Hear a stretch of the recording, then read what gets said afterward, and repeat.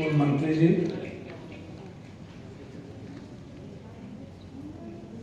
कई सामाजिक और सामूहिक विषय पर हमेशा बोलने वाले कई बहनें, कर्म और क्रांति के पथ पर चलने वाले अनुरक्त प्रयत्नशील अम्बेडकरवादी, भीमवादी, मीमवादी यहाँ उपस्थित बहनें और पत्रकार बंधु, मुझे इतिहास में नहीं जाना है, मैं प्रेजेंट में ही जीना ज़्यादा अच्छा समझता हूँ। इतिहास जो चला गया वो अतीत है, जो भविष्य है वो भी अतीत है, सत्य सिर्फ प्रेजेंट है। और हमारे जो मध्यकालीन युग में जो विप्र युग शुरू हुआ था, तब से लेके आज भी विप्र युग में ही हम हैं। अब इसको हम कोई ब्राह्मणवाद में नहीं लाना चाहते हैं। हमेशा गाली देने से और हमेशा किसी की आलोचना करने से हम अपना इतिहास नहीं लिख पाएंगे। हम लोग हमेशा किसी न किसी विचारधारा को गाली देते हैं, लेकिन अपने विचारधारा पर काम ही नहीं कर पाते। मैंने देखा भी नहीं, 6 बार सांसद रहे, 80 में अमेरिका से आए थे, 83 में मुखिया बने, 90 से लेके आज तक हम और मेरी मैडम दोनों सांसद रहे।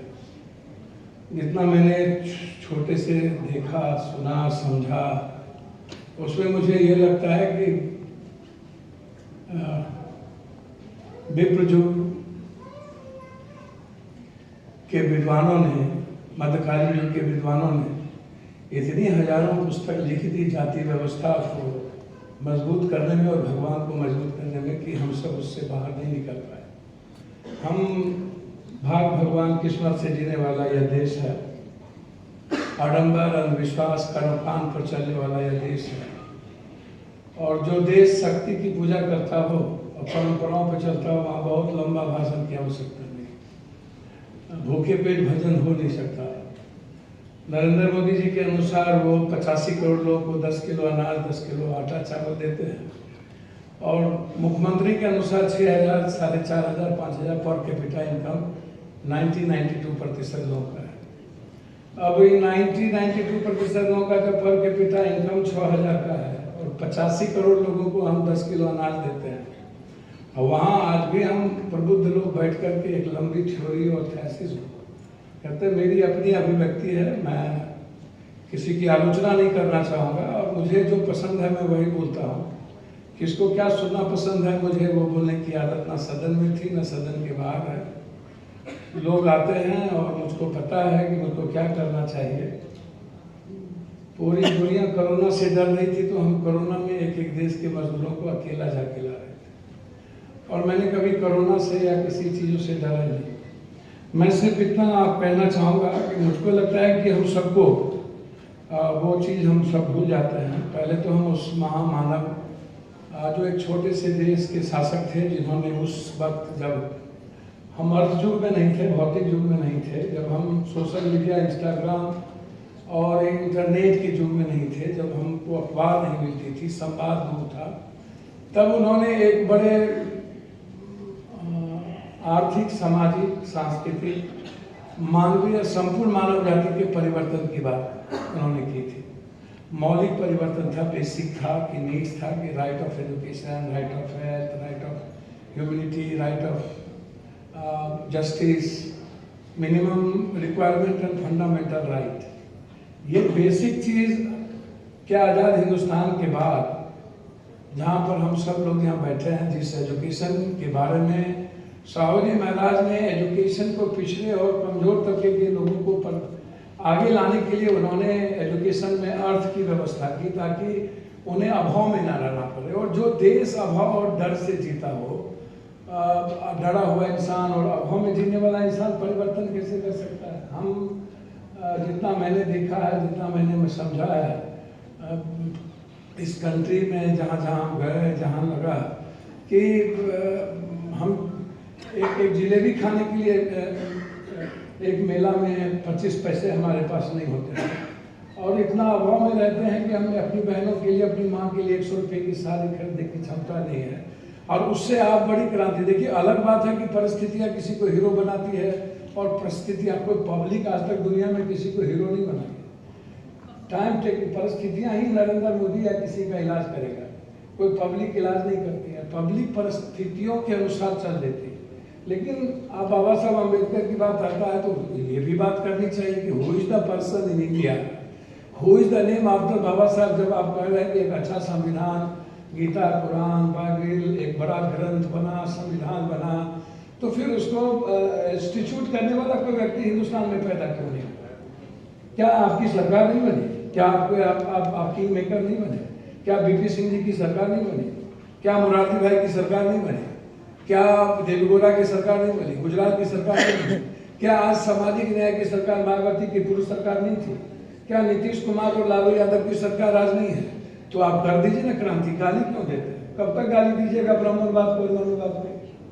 कब तक हम अम्बेडकरवादी बात नहीं करें और हम उस पथ पर ना चलें? क्या किसी को गाली, किसी विचारधारा को ठीक है? आप बार बार हमको समझ में नहीं आता है कि ब्राह्मणवाद किसको कहते हैं? क्या कभी ब्राह्मणवाद बड़े राजा महाराजा शासक में थे क्या? कौन शासक थे? इस इतिहास को उठा करके देखें तो दुनिया में जितने हैं, हम भूल जाए महाराष्ट्र के एक दो शासक को छोड़कर। यह अलग बात है कि लंबे समय तक ऐसे लोग किसी न किसी सत्ता में रहे हैं तो उसको हम शोषक, सत्ता का चरित्र ही शोषण कर रहा है। कौन सा सत्ता है जिसका चरित्र शोषण कर ही रहा है? जरा बता दीजिए। जो बड़े बड़े लोग मायावती जी हैं या जो लोग हैं, यदि हम बात करें तो वहां पर यदि चले जाएं तो दलित एक्ट की बात आप उठा लीजिए। किस पर लगना चाहिए, किस पर नहीं लगना चाहिए, हमने इस बात को भी नहीं देखा। लालू यादव जी माय पर आ गए जब पूरा समाज, पूरी की पूरी दलित और ओबीसी एक साथ थी। आप बाइफर्केशन तो आप हम लोग करते जा रहे हैं। आपको इतिहास को मजबूत तो हम सब लोग कर रहे हैं मिलकर। हम जाति व्यवस्था को खत्म कैसे करें? आज तक बाबा साहब अम्बेडकर सदन में तो थे, तो आप कर देते निजी क्षेत्र में आरक्षण पूरा का पूरा लागू। 35% को आरक्षण आप दे देते। किसने मायावती को कहा कि 3% को दे? किसने नीतीश कुमार जी को अभी राइट ऑफ हेल्थ गहलोत ने कर दिया? तो जितनी हमारी सरकार है वो राइट ऑफ हेल्थ और राइट ऑफ एजुकेशन कर दे।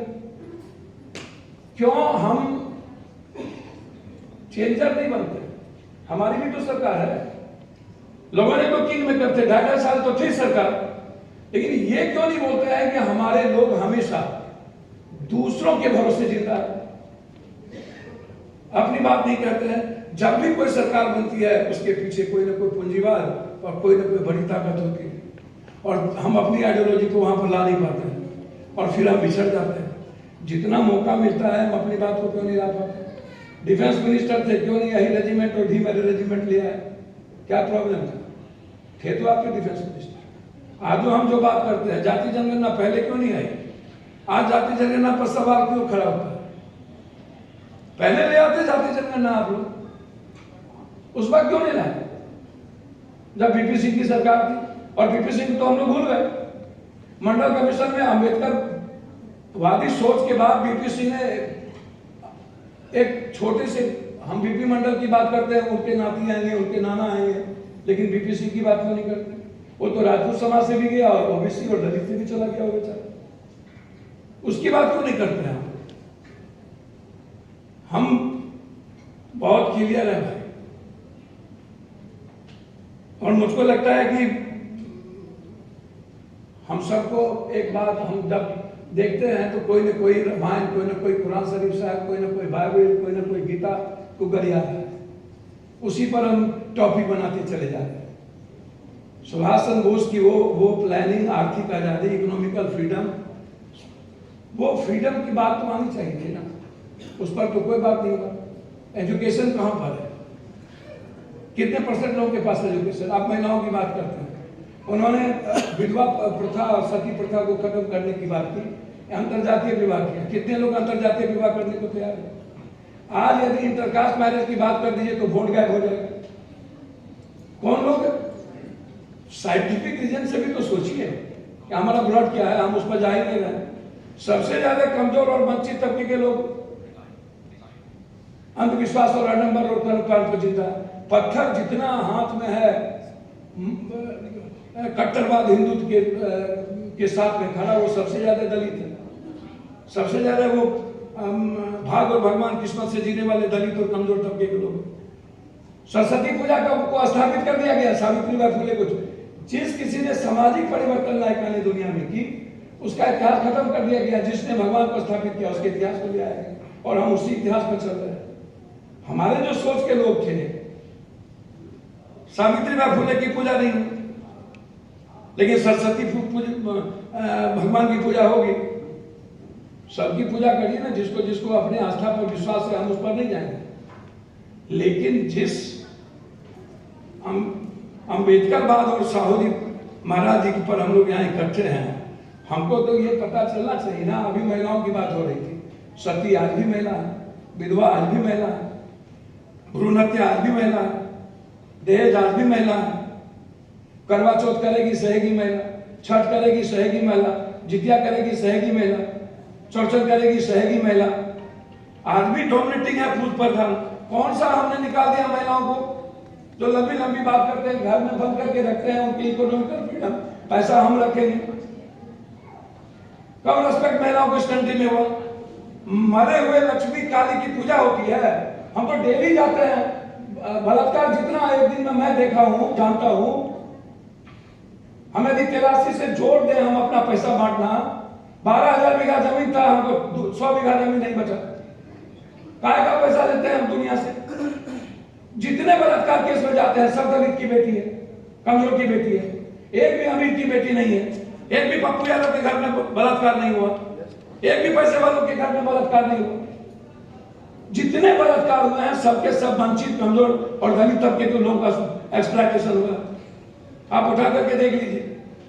लेकिन हम मुर्दा काली दुर्गा की पूजा करेंगे, लेकिन जिंदा काली की पूजा करने की फुर्सत और जिंदा लक्ष्मी को पूजने की फुर्सत हमको नहीं है। हम उस पर बात नहीं करते, ना घर में रेस्पेक्ट, ना बाहर में रेस्पेक्ट। बात करेंगे कि हमारी सोच 3.2% को आप एजुकेशन की है। 20 लाख आदमी तो मात्र भारत में पीजी करता है एक साल में। 8 लाख से नीचे हम बीए करते हैं बिहार में। बैठ जाते हैं सभी लोग, बड़े बड़े प्रोडक्ट वाले लोग सब, और एक बात पर आप करते हैं। कहां पर एजुकेशन है?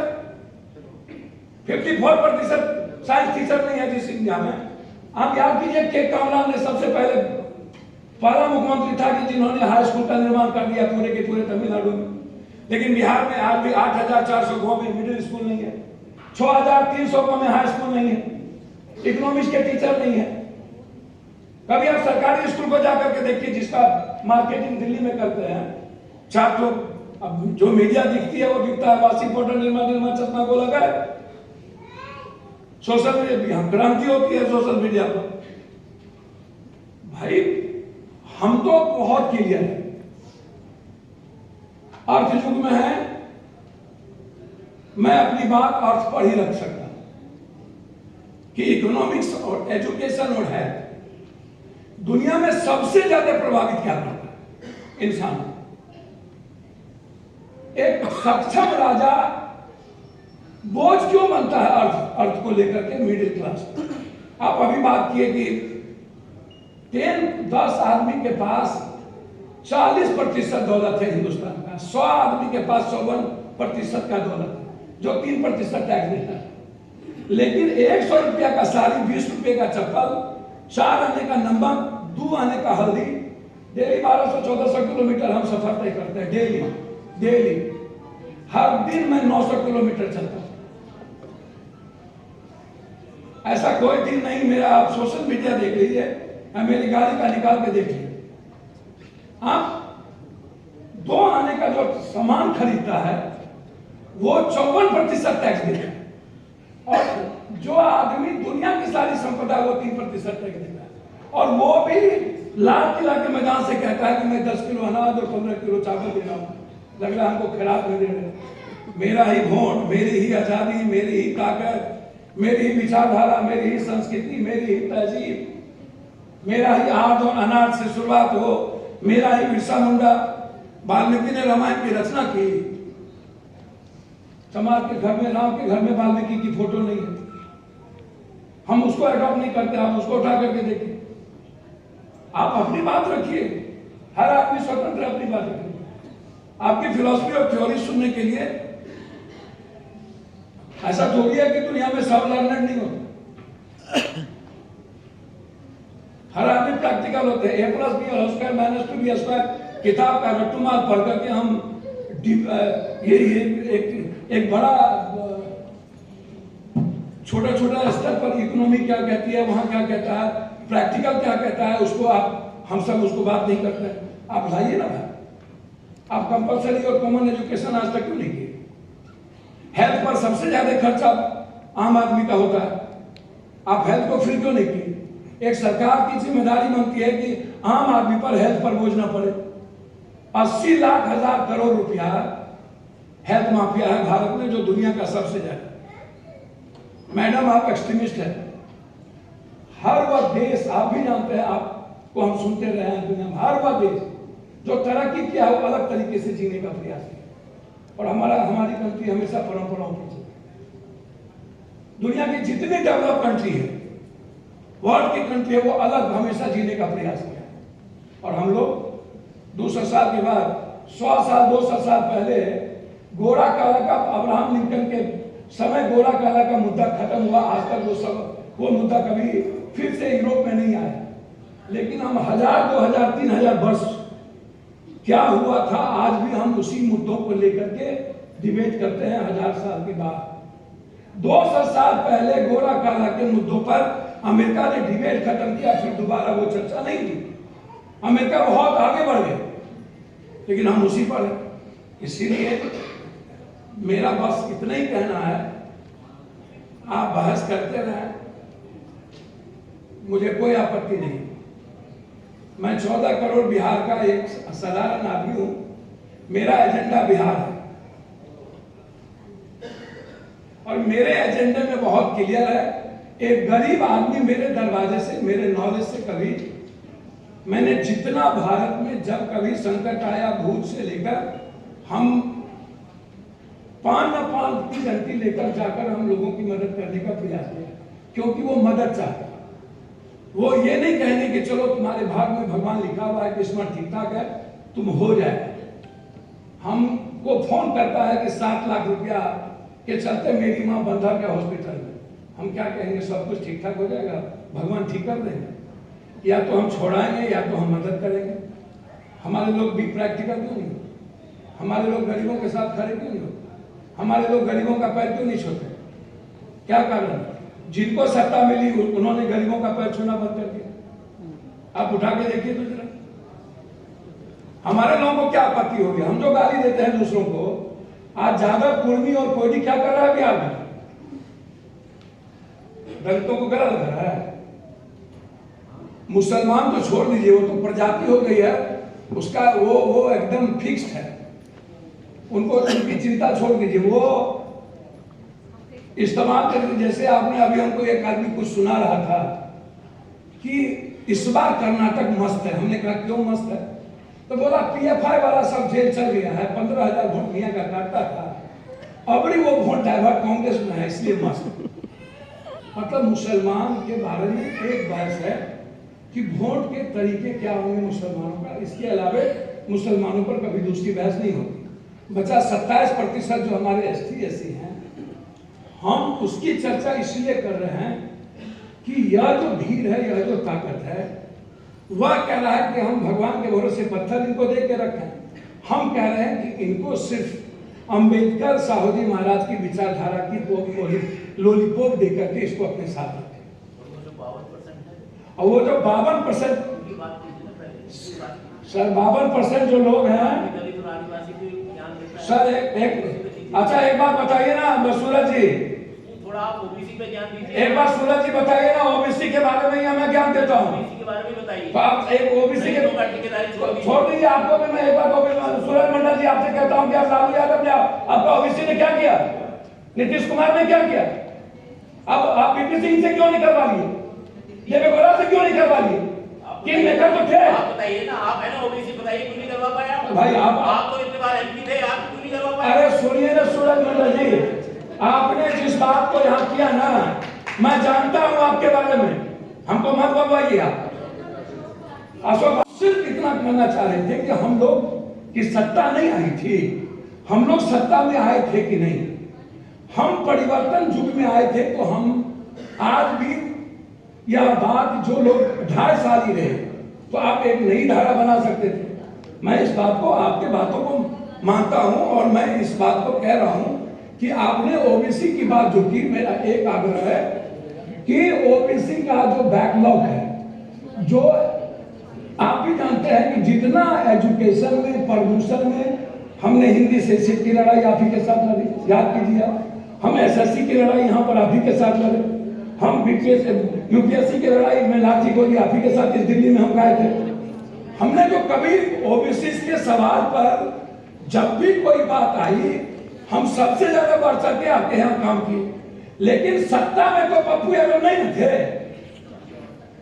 7 बार ही ना हम एमपी बने, सत्ता तो मेरी थी नहीं, सत्ता में मेरी कोई भूमिका नहीं थी। मेरा सिर्फ इतना ही कहना था, और मैं लास्ट करता हूं कि जो लोग एजुकेशन की बात करते हैं, मेरा उसमें सिर्फ इतना कहना है कि 11 या कुछ पॉइंट एजुकेशन आज देश में डेवलप, पूरा देश के स्थिति को यदि मैं देखता हूं तो उसमें कितने लोग ओबीसी हैं जो आप जैसे बात करते हैं कि पत्रकार में नहीं है, सेक्रेटरी में भी ओबीसी दलित नहीं है, मंत्रालय में नहीं है, ये सब बात दुनिया जानती है, क्यों नहीं है। पत्रकार में ओबीसी जाना नहीं चाहता है, ज्यादा जाना नहीं चाहता है, उसको लगता है ये जो पत्रकार का पद है, ये बकवास है, हमको आईएएस बनना चाहिए, हमको अच्छा की प्रोफेसर और डॉक्टर बनने की जरूरत है हमको। अब उनको लगता है कि मुझे पत्रकार में जाकर के उस पद पर बैठना चाहिए। तो अब खाली हम ये गाली दें कि सिर्फ ब्राह्मण हैं, तो किसने रोका है जादव कोयरी कुर्मी को और ओबीसी को पत्रकार भी आप बन जाइए। मेरा यहाँ बिंदु है, मेरा बिंदु और कहीं नहीं। आप किसी से बात करिए बिहार में, अशोक बाबू, तो उसका बाप बोलता है कि मेरा बेटा कोटा में पढ़ता है, उसका पिता बोलता है कि मेरा बेटा आजकल रियल एस्टेट हो गया है, लेकिन उसका बाप को कहिएगा कि क्या पत्रकार बनते, कहते पागल है क्या। तो अब मैं उस इशू पर बहुत ज्यादा विवादों में मैं जाना नहीं चाहता हूं, और ये आपका मंच है, आप इस चीज को अपने तरीके से देखते हैं, आप करते रहिए। उस पर मेरा सिर्फ मैं 2-3 बात से आपसे आग्रह करना चाहूँगा। यहाँ बहुत बड़े बड़े लोग बैठे हैं कि फासिस्ट ताकतों को हराने के लिए जो बात आ रही है, ये अहंकार खत्म होगा अशोक बाबू नेताओं का और पढ़े लिखे लोगों का तब। सबसे पहले हमसे बच्चे में हम आनंद मार्गी हैं अशोक बाबू, पहले मेरे बारे में जान लीजिए, और हम प्रोफेसर बात्रा और अमृत सेन के बहुत नजदीक रहे, और हमको फिलॉसफी और दर्शन आता है। हमसे पहले बार हमसे किसी ने कहा कि तुम कुछ मत दो, हमको अपना अहंकार दे दो। अशोक बाबू, अहंकार के बगैर निर्माण कहां होगा, हमको यह बता दें। यदि हम ड्राइविंग सीट पर ही बैठना चाहेंगे तो 2024 के बाद नरेंद्र मोदी खलासी के लायक नहीं रहते। हर आदमी ड्राइविंग सीट पर बैठकर आगे बढ़ रहा है। 2024 में नरेंद्र मोदी जी आ गए, पहला काम वो करेंगे कि बाबा साहब अम्बेडकर के संविधान को चेंज करेंगे, क्योंकि उसके बाद उसकी मौत है, इसलिए वो दुनिया का सब खेल खेल के जाएगा। सेकेंड काम करेगा वो व्यक्ति किसी भी कीमत पर अशोक बाबू अमेरिकन राष्ट्रपति प्रणाली को लागू करना चाहेगा। आरक्षण तो अभी ही वो समाप्त कर रहा है, 10% दिया वो चीज आपको, अच्छी बात है, कोई दिक्कत नहीं है, लेकिन 9वीं सूची में जो हम 72 और 67% की बात स्टालिन ने की है, क्या उसके खिलाफ सुप्रीम कोर्ट सभी लोग चले गए और बीजेपी वाले नहीं गए। जाति जनगणना के खिलाफ भी सबसे ज्यादा बीजेपी वाले हैं, बहुत क्लियर है। तो जाति जनगणना के खिलाफ क्या, जाति जनगणना में सबसे ज्यादा बेनिफिट किसको है, अत्यंत पिछड़ी जाति और दलित। उसमें ओबीसी जो ओबीसी अपने को सबसे बड़का ओबीसी कहते हैं, पूर्वी, जादव, कोयरी, ये लोग, उनको कम बेनिफिट है, लेकिन नुनिया, कहा, कुम्हार, चंद्रवंशी, मल्लाह, मंडल, धानु, ये पासवान, राम, ये जो लोग हैं उनको सामाजिक राजनीतिक सांस्कृतिक रूप से हम तो, मेरे बिहार में जाति जनगणना हो रहा है तो उसको मैं देख रहा हूं, उसमें सबसे ज्यादा बेनिफिट किसको है, और इसका डर सबसे ज्यादा बीजेपी को है कि इसकी संख्या का पता चल गया तो कल के दिन हम कहीं के नहीं रहेंगे। तो बीजेपी चारों तरफ से ओबीसी, दलित, माइनॉरिटीज की बातें छोड़ दीजिए, हमला कर रही है। और 24 के लिए भी नरेंद्र मोदी को रोकने के लिए मैं इतना समझता हूं कि इस देश के प्रबुद्ध व्यक्ति को आगे आना पड़ेगा, अहंकार रहित छोड़ के इन नेताओं को मिलाना होगा। इन नेताओं के बस की चीज नहीं है कि हम एक दूसरे के यहां जाकर के मिला लेना, क्योंकि सबके अपने एजेंडे हैं। जो अंबेडकरवादी लोग हैं और जो साहू जी महाराज को मानने वाले लोग हैं, उनको पहल करनी पड़ेगी और उनको सोशल मीडिया का स्टूल लेना पड़ेगा और एक बहस छेड़नी पड़ेगी दुनिया में। तुम यदि आज एक नहीं हुए तो माँ, फिर जब हम किसी चीज को ट्राई करते हैं और सोशल मीडिया ही स्टूल है, मुझे लगता है अंत में मैं सिर्फ इतना कह करके अपनी बात समाप्त करता हूं कि टाइम, पर्सन, प्लेस, वे और सब्जेक्ट, समय काल पात्र के अनुसार जरूर इसको देखा जाना चाहिए। यदि हम समय काल पात्र के अनुसार सामूहिक और सामयिक विषय पर हम नहीं चलेंगे तो हमारी दुनिया बदल जाएगी। आपकी चिंता, गहरी चिंता यथार्थ है और आप सही माने में ओबीसी की बात, दलित और इसकी सब बात करते हैं, ओबीसी की बात नहीं के बराबर लोग करते हैं। आप जरूर करिए। आप हमारी भूमिका जिस हिस्से में रखिएगा, मैं अपनी भूमिका को देखता हूँ। मैं दुनिया में जिस कारण से आया हूँ, मैं कोशिश करता हूँ वो भूमिका अपनी। मुझे आज बुला करके जिन साथियों ने, अम्बेडकर कुर्सी हमारे मित्रों ने कंपेयर करके जबरदस्ती कई कार्यक्रम को छोड़ के मैं बिहार से आया, मुझे कल ही सुबह जाना है, तो मैं सिर्फ इतना कहूँगा, इसके लिए मेरा ये सौभाग्य है कि मैं इतने सम्मानित मंच के बीच में मैं हूँ। अब आप अपनी पूरी दर्शन को रखिए। और मेरा मानना है कि प्रैक्टिकल फिलॉसफी तो हम सब के टेबल पर हो सकती है, कॉमन मैन के बीच में प्रैक्टिकल अप्रोच के साथ हमको बढ़ना चाहिए। यही मेरी भावना है और यही मैं कहना चाहता था। बहुत बहुत धन्यवाद आपको कि आप कुर्सी भर लिए, इस रूप में भरे कुर्सी भर लिए, और इसी कुर्सी से कोई एक आध अम्बेडकर निकल जाए, दुनिया बदल जाएगी। जैसे भी लाए कुर्सी भर लिए, यही बड़ी कृपा हुई। आ गए और लोग बैठे हैं, समझिएगा यही बहुत बड़ी बात है, नहीं तो लोग बैठते भी नहीं है और कुर्सी भी नहीं भरती। शुक्रिया, धन्यवाद।